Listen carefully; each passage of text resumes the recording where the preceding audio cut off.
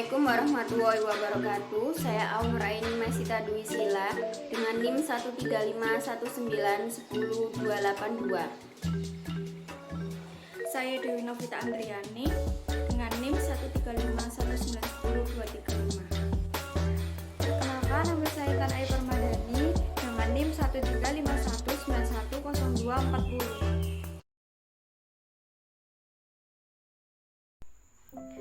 CCP atau Cold Chain Product adalah produk yang sensitif terhadap temperatur sehingga penyimpanan dan pengirimannya memerlukan kontrol temperatur yang tidak terputus mulai dari pabrik sampai distribusi ke pengguna akhir.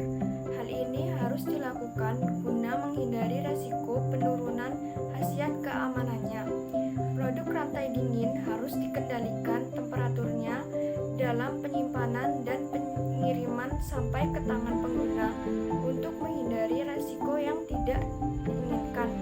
Penurunan efikasi, keamanan, bahkan dapat berakibat fatal.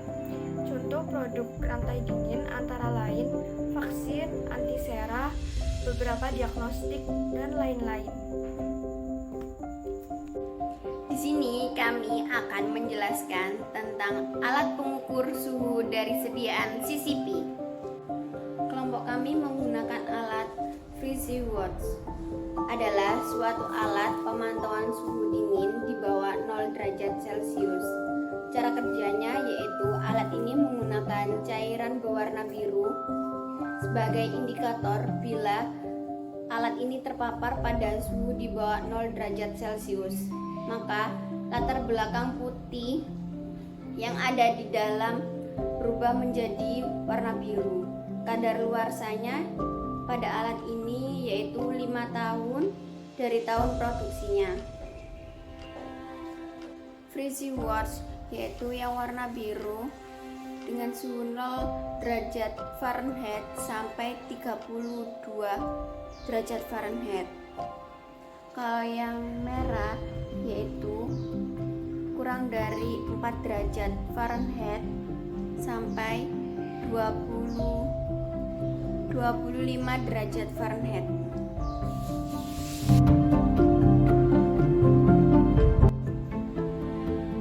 Cara penggunaan Freezy Watch. Yang pertama, pasang indikator Freezy Watch menggunakan perekat sensitif tekanan di bagian belakang.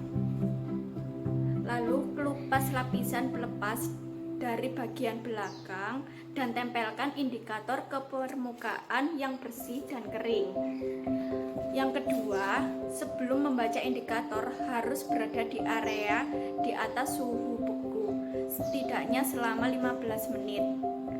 Yang ketiga, untuk mendeteksi apakah telah terkena suhu beku, amati indikator Freezy Watch. Jika kertas indikator ternodai, produk Anda terkena. Yang keempat, jika kertas indikator tidak menunjukkan indikasi warna, lepaskan indikator dari permukaan yang memasangnya. Ketuk dengan kuat tepi bawah indikator 3 kali pada permukaan yang keras. Jika kertas ternoda, produk Anda terkena suhu beku. Mengetuk tidak akan menyebabkan noda warna pada indikator yang tidak terpapar. Penggunaan Freezy Watch yaitu digunakan untuk memantau kinerja lemari es yang berisi vaksin DPT, TT, HDT, hepatitis B, dan DPT-HB atau vaksin sensitif beku. Freezy sensitif diletakkan di tengah di antara kotak vaksin, dapat juga sebagai pemantau suhu selama pengiriman.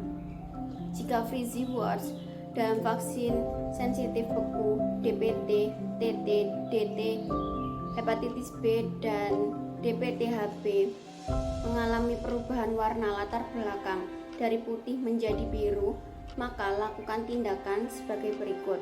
Vaksin hepatitis B, DPT, DPT-HB, DT, TT, lakukan uji kocok atau shake test.